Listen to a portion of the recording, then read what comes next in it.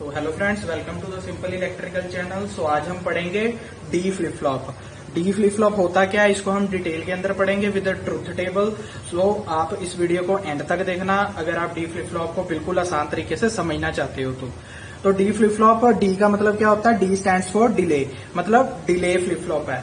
तो it is used in the circuit to store the single bit information. हम इसको D flip flop को क्यों यूज करते हैं सर्किट्स के अंदर, कि सिंगल बिट इन्फॉर्मेशन को स्टोर करने के लिए यूज किया जाता है। कौन सी सिंगल बिट इन्फॉर्मेशन, या तो वो 0 होगा या वो 1 होगा। तो it is a modified form of SR flip flop, मतलब ये एसआर फ्लिप फ्लॉप की तरह ही है, उसका मॉडिफाइड वर्जन है। क्या ऐड करते हैं उसके अंदर, हम सिर्फ इधर एस होता है और इधर आर होता है, जबकि हम इधर डी इनपुट देंगे और इधर इन्वर्ट करके इनपुट देंगे। जस्ट यही चेंज है कि हम इसके अंदर इन्वर्टर को ऐड करते हैं एसआर फ्लिप फ्लॉप के अंदर to create D flip flop. तो ये हमारा डी फ्लिप फ्लॉप का सर्किट सिंबल है, जिसके 2 आउटपुट्स हैं। तो इधर मैं लिख देता हूं, it has 2 outputs, Q and Q complement. तो 2 आउटपुट्स होते हैं इसके, ठीक है, और 2 ही इनपुट होंगे। It has 2 inputs, D and D complement. तो ऐसे करके हम इसको लिख सकते हैं, या हम इसकी जगह ये लिख सकते हैं कि एक्चुअल में जो इनपुट एक ही है, जो हम डी देंगे तो इन्वर्ट करके ऑटोमेटिकली दूसरा इनपुट वो बन जाएगा। पर हमने इसके अंदर पूरा क्लियरली लिखना है कि 2 आउटपुट्स हैं और 2 ही इनपुट्स हैं, ठीक है। तो अब हम इसका सर्किट डायग्राम देखते हैं डी फ्लिप फ्लॉप का, और इसको डिटेल के अंदर समझेंगे विद ट्रुथ टेबल। तो ये क्या है, एसआर फ्लिप फ्लॉप की तरह दिखता है। तो सबसे पहले हम एसआर फ्लिप फ्लॉप बनाएंगे, और एसआर फ्लिप फ्लॉप हमने कैसे बनाया था, यूजिंग 4 नैंड गेट्स। हमने 4 नैंड गेट्स का यूज किया था इसके अंदर, नैंड गेट्स। तो इसके अंदर भी हम जो डी फ्लिप फ्लॉप बनाएंगे उसके अंदर भी हम नैंड गेट का ही यूज करेंगे। तो ये रहा मेरा NAND gate, 4 NAND gates use करे थे।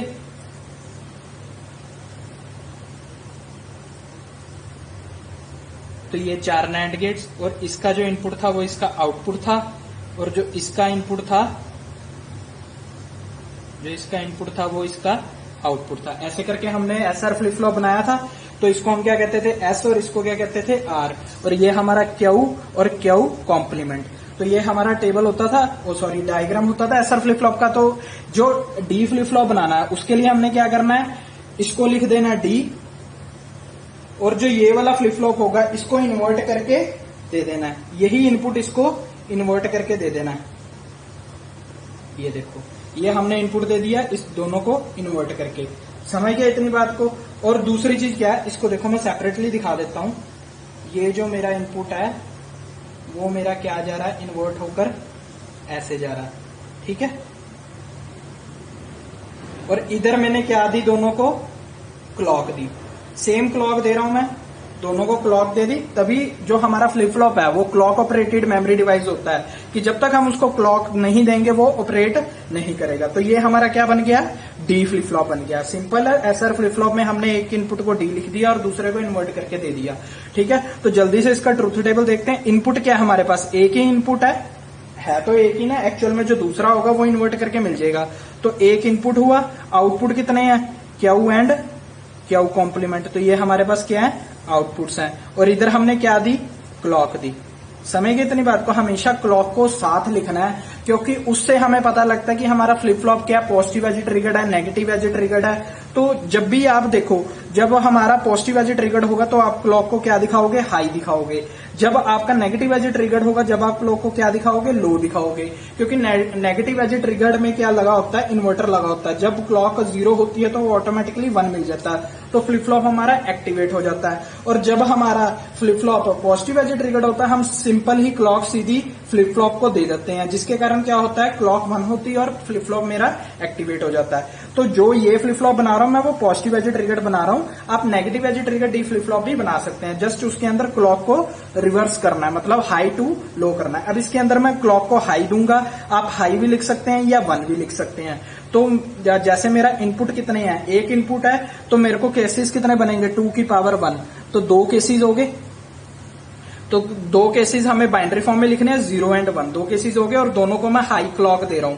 आप इसको 1 भी लिख सकते हो और हाई भी लिख सकते हो, दोनों में से कोई भी लिख सकते हो, ठीक है। और जो अब देखो, अब मैंने इसको 0 दिया, क्लॉक हमारी क्या है, 1 है, दोनों 1 है, तो जो ये 0 है कॉम्प्लीमेंट होकर क्या बन जाएगा, इधर 1 आ जाएगा। और 0 और 1 का आउटपुट नैंड गेट का क्या होता है, 0 मल्टीप्लाई बाय 0, 0 का आउटपुट 1, क्योंकि नैंड गेट का आउटपुट क्या होता है, देखो नैंड गेट जो होता है हमारा, उसका अगर दो इनपुट दें ए और बी, तो आउटपुट पे हमें क्या मिलता है, ए डॉट बी का कॉम्प्लीमेंट। तो ए डॉट बी क्या है, 0 मल्टीप्लाई बाय 1 0, 0 का कॉम्प्लीमेंट 1। ऐसे ही इधर 1 मल्टीप्लाई बाय 1 1, 1 का कॉम्प्लीमेंट 0। अब किसी भी नैंड गेट का एक इनपुट 0 हो जाए तो ऑटोमेटिकली उसका आउटपुट क्या बन जाएगा, 1, दूसरे इनपुट की परवाह किए बिना, क्योंकि 0 को किसी चीज से भी मल्टीप्लाई करोगे आउटपुट पे वो कॉम्प्लीमेंट होके 1 ही देगा। तो इधर आ गया 1, 1 मल्टीप्लाई बाय 1 1, 1 का आउटपुट 0, 0 इधर आ गया, तो 0 मल्टीप्लाई बाय 0, 0 का आउटपुट 1। तो हमें आउटपुट पे क्या मिल रहा है, 0, और कॉम्प्लीमेंट क्या हो गया, 1, ठीक है। अब हम देखते हैं 1, जब हमारा डी था 1, और तो हमारा दूसरा इनपुट क्या बन जाएगा, 0 ऑटोमेटिकली, क्योंकि ये इन्वर्ट होके आ रहा है। क्लॉक हमारी हाई थी, क्लॉक मैंने दोनों केसेस के अंदर हाई रखी है क्योंकि ये positive edge triggered flip flop है।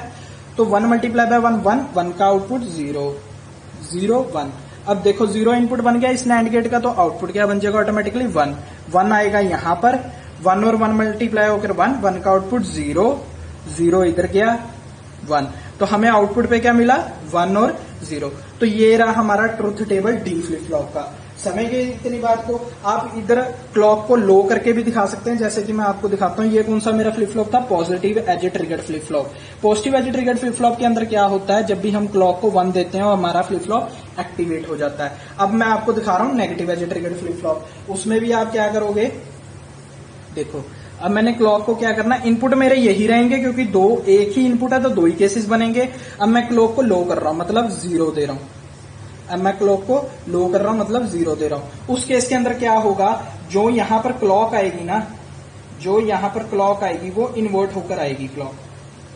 समझ गए इतनी बात को, मतलब ये 0 पे जब हम इधर 0 देंगे तो यहां ऑटोमेटिकली 1 हो जाएगा और फ्लिप फ्लॉप मेरा एक्टिवेट हो जाएगा। इतनी बात को समझ गए कि नहीं समझ गए। तो जब हम देखो इधर दे रहे हैं,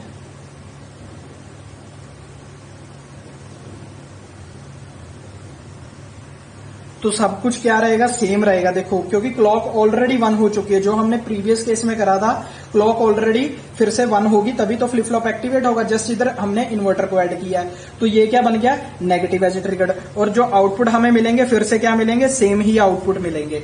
समझ गए इतनी बात को। बट इस केस में हमारी क्लॉक क्या है, हाई टू लो है। या तो आप इसको 0 लिख दो या फिर इसको लो लिख दो, ऐसे करके आप इसको सिंपल से डोनेट कर सकते हो। समझ गए इतनी बात को। तो ये negative edge triggered flip flop है। आउटपुट हमारे दोनों केस के अंदर सेम ही रहेंगे, चाहे positive edge triggered flip flop है या फिर negative edge triggered flip flop है। तो जो ये वाली स्टेट होती है, ये वाली स्टेट को हम क्या कहते हैं, रीसेट स्टेट। और जो ये वाली स्टेट होती है इसको हम क्या कहते हैं, सेट स्टेट। Set state. तो आप एक चीज और लिख सकते हैं अपने, अगर रिटर्न फॉर्म में डी फ्लिप फ्लॉप आ गया एक्सप्लेन करना, तो उसके अंदर एक और लाइन ऐड कर सकते हैं कि it has only 2 states, it shows 2 states in the output, 2 states in the output, that is set and reset, set and reset। समझेंगे इतनी बात को। तो ये एक्स्ट्रा से लाइन लिख सकते हैं आप, ताकि एग्जामिनर जो है वो देखे कि बच्चे को पूरा अच्छे से आ रहा है। तो ये चीज आप डी फ्लिप फ्लॉप के अंदर लिख सकते हैं। मैं आपको इसकी पीडीएफ फाइल भी दे दूंगा, आप डिस्क्रिप्शन बॉक्स में चेक कर सकते हैं, पीडीएफ फाइल का लिंक आपको मिल जाएगा पूरा रिटर्न के अंदर कि इसको कैसे लिखना है। क्योंकि मैं आपको अब इसके बाद सिंक्रोनस काउंटर भी कराऊंगा, synchronous counter using D flip flop. Synchronous counter using JK flip flop हमने ऑलरेडी कर लिया है, वो आप मेरी प्रीवियस वीडियो के अंदर जाके चेक कर सकते हैं। मैंने बहुत ही इजी तरीके से समझाया है।